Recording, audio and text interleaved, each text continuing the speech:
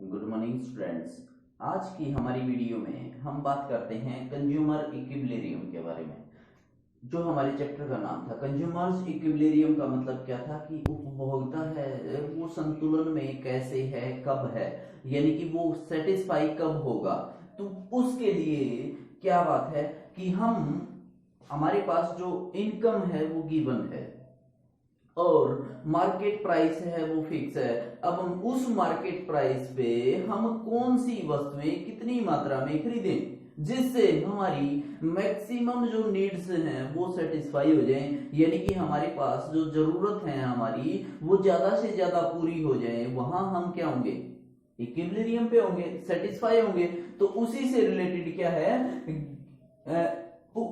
Consumer is in equilibrium when given income and market price। क्या है, market price और consumer की जो इनकम है वो गिवन है। ही प्लान टू एक्सपेंड, यानी कि वो उसके पास जो इनकम है, मान लीजिए उसके पास 100 रुपए हैं इनकम के और मार्केट प्राइस है वो 2 रुपीज है। ठीक है, तो वो किस तरह से अपने जो ये जो 100 रुपीज हैं वो अलग अलग वस्तु, एक वस्तु 2 रुपए की मिलती है, एक 3 रुपए की मिलती है, एक वस्तु है वो 5 रुपए मिलती है। तो इस तरह से मतलब अलग अलग वस्तुएं हैं उनके ऊपर कैसे कैसे खर्च करे, यानी कि ही प्लान हिज एक्सपेंडिचर, यानी कि वो अपने खर्चे हैं उनको किस तरह से प्लान करे। इन सच ए मैनर, किस तरह से, यानी कि कौन से मैनर से, that he maximise his total satisfaction, यानी कि उसको जो सेटिस्फेक्शन मिलनी होती है वो क्या हो, मैक्सिमम मिल जाए, यानी कि उसकी जो जरूरतें हैं ना वो ज्यादा से ज्यादा पूरी हो जाएं। इस तरह से वो अपने पैसे को, जो उसकी इनकम है उसको खर्च करे। अब उसकी जहां पे एक कस्टमर है, एक कंज्यूमर है, उसकी जहां पे मैक्सिमम जो टोटल सेटिस्फेक्शन होगी ना वहां वो क्या होगा, इक्विलिब्रियम में होगा, यानी कि वो संतुलन में होगा।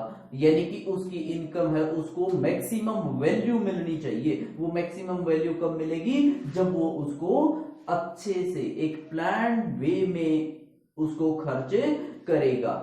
ठीक है, तो अब वो कहां तक वस्तुएं खरीदे, कितनी मात्रा में वस्तुएं खरीदे, उस चीज के लिए हम जो हमारा यूटिलिटी एनालिसिस है जो हमने पिछले वीडियो में किया था उसके बारे में करेंगे। Marginal utility and total utility analysis जो हमारा था उसके बेस पे हम देखेंगे कि कंज्यूमर है वो किस तरह से इक्विलिब्रियम पॉइंट है वो फाइंड आउट करता है कि कहां मैं इक्विलिब्रियम में हूं।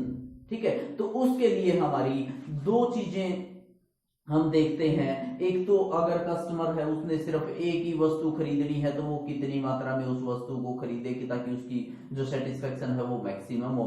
और एक वो 2 वस्तुएं अगर उसने खरीदनी है तो वो सेटिस्फेक्शन लेवल कैसे देखे कि कौन सी वस्तु है उसको कितनी मात्रा में वो खरीदे। ये चीजें हम दोनों जो मेथड हैं वो अलग अलग हम करेंगे जिसको हम नेक्स्ट वीडियो में करेंगे। उसके बाद हमारा क्या है, law of diminishing marginal utility है, ये हमारा एक कॉन्सेप्ट है। ठीक है, law of diminishing marginal utility ये क्या चीज है भाई। हमारे पास हमने देखा था कि मैंने आपको बताया कि एक वस्तु यूज करते हैं उससे हमें 10 यूटिलिटी मिलती है। सेकंड जो वस्तु यूज करेंगे उससे हमें 8 मिलती है। थर्ड अगर वस्तु यूज करेंगे तो हमें कितनी मिलेगी, 5। और फोर्थ अगर हमने वस्तु यूज की तो हमें यूटिलिटी है वो मिलेगी, ये मान लो कि 2 या 1। ठीक है, ये हमारा क्या है, ये तो थी गुड्स क्वांटिटी जो हमने यूज की, और ये हमारी क्या है, टोटल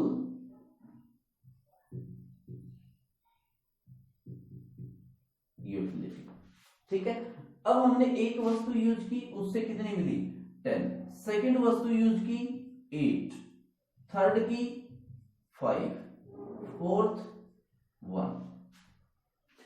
अब हमें ये जो हमारी सॉरी ये मार्जिनल यूटिलिटी होगी MU। ठीक है, अब हमें क्या हुआ कि एक वस्तु से यूटिलिटी मिल रही है 10, सेकंड अगर हम यूज करते हैं तो उससे 8, थर्ड यूज करते हैं तो 5, फोर्थ यूज करते हैं तो 1। अब ऐसा क्यों है? ठीक है, तो मैं इसके लिए आपको एक एग्जांपल देता हूं कि हमारे पास एक चीज है कोई भी, उसको हम यूज करते हैं। जैसे हमारे पास हमें चाय पीनी है, ठीक है, एक कप चाय हमने पी, वो हमें ज्यादा टेस्टी लगेगी, ज्यादा हमें सेटिस्फाई करेगी। अगर हमें सेकंड कप चाय का मिलता है, तुरंत कंटिन्यूअसली होना चाहिए वो, और तो उससे हमें सेटिस्फेक्शन है वो कम मिलेगी। थर्ड अगर हम पीते हैं तो और कम, फोर्थ पीते हैं तो फिर क्या होगा, हमें बिल्कुल मतलब एक बुरा सा लगेगा कि इतनी चाय यार हम नहीं पीते।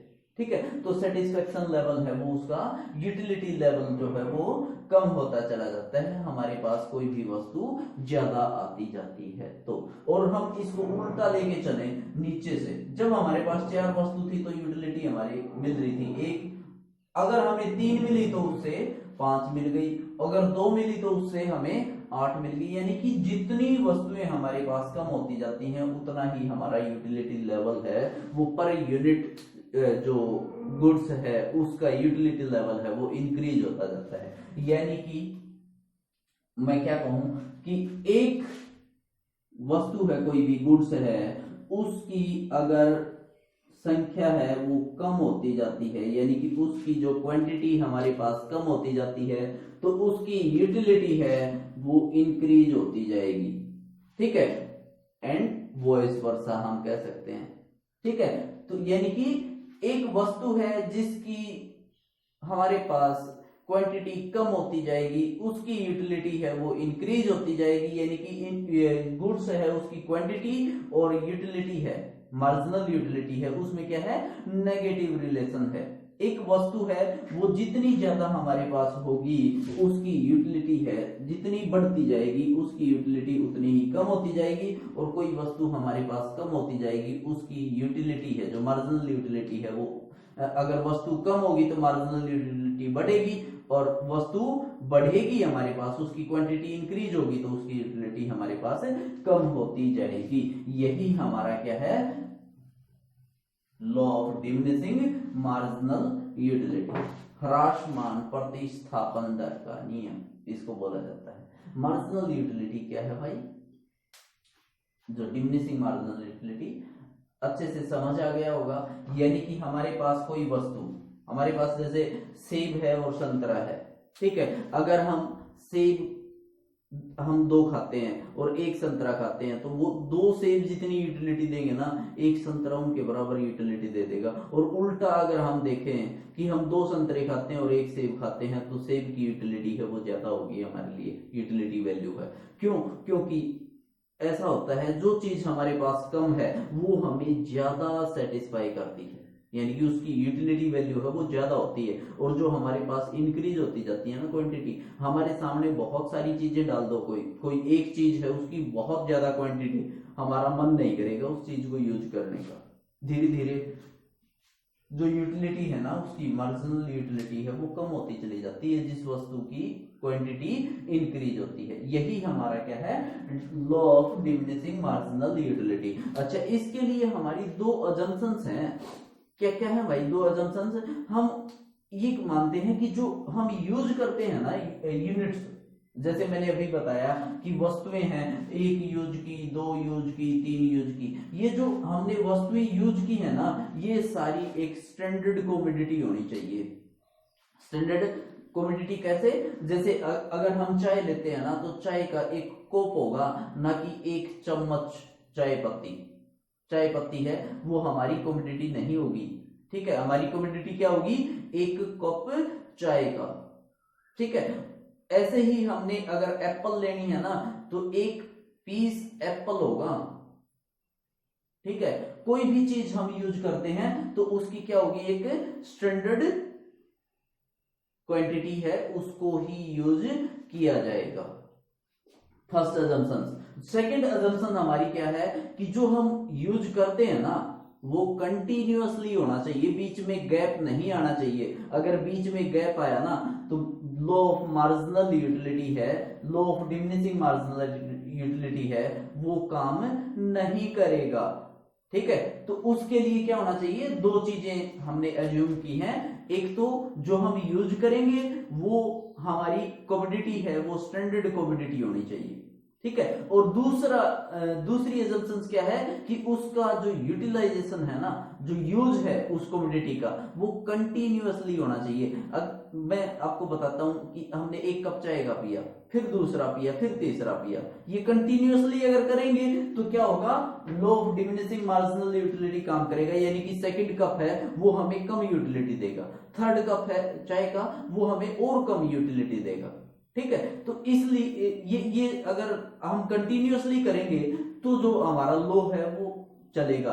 अगर हम चाय है वो एक पी ली, अब हमने गैप दे दिया, उसके बाद अगर दूसरा कप पिएंगे ना तो वो एक गैप के बाद काफी, मतलब ये कह लो कि एक सुबह पी ली, एक दोपहर बाद पिएंगे, तो वो हमें इक्वल यूटिलिटी या उससे भी ज्यादा यूटिलिटी शाम वाली चाय हमें दे सकती है सुबह वाली से। ठीक है, तो हमारा गैप नहीं आना चाहिए। हम क्या करेंगे, दो अजम्पशंस, एक तो स्टैंडर्ड कमोडिटी होनी चाहिए जो हम यूज करते हैं, और दूसरा उसका यूटिलाइजेशन है या उसका यूज है वो कंटिन्यूअसली होना चाहिए। अगर ये दोनों अजम्पशंस हैं तब ही हमारा मार्जिनल यूटिलिटी का जो law of diminishing marginal utility है वो हमारा काम करेगा या अप्लाई होगा।